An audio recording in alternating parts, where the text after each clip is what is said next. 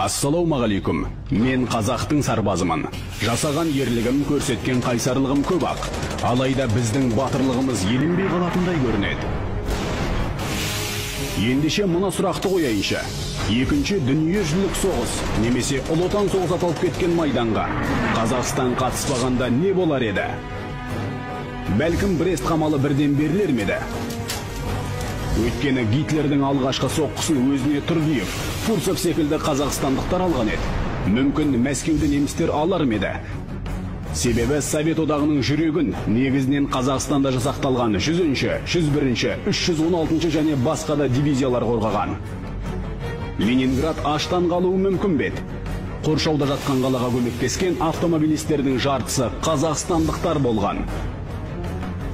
Бәлкім, майдан әскерсіз қалар ме еді? Германия халқының 12% ғана мобилизацияласа, Қазақстанда халықтың 25% соғысқа жұмылдырылды. 18 бен 50 жас аралығындағы еркек кіндіктінің 70% майданға аттанды. Мүмкін, мылтықтар оқ атпай, танкілер жүрмей, ұшақтар жерден көтерілмей қалар ме еді? Себебі соғыс жылдары Қазақстан бүкіл одақтағы мыстың 35%-ын, қорғасынның 83%-ын, молибденнің 60%-ын, висмуттың 65%-ын беріп отырды.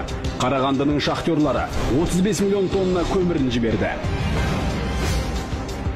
Жауынгерлер аш қалуы мүмкін бе?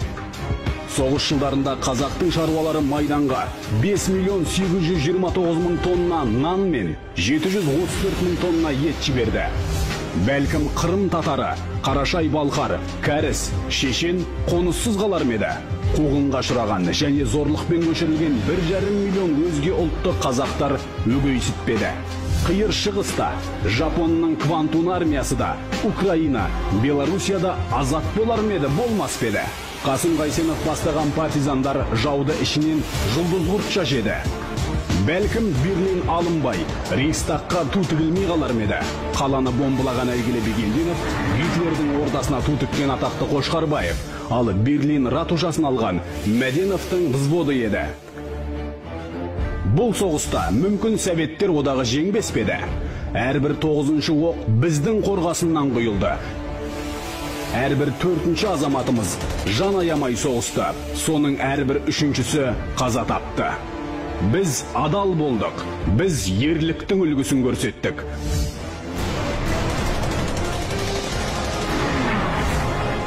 Бауыржан Момышұлы тек Мәскеудің түбінің өзінде 27 рет жауға шабуылдап, 5 рет қоршауды бұзып шыққан. Біз қайсар болдық, қызымызға дейін.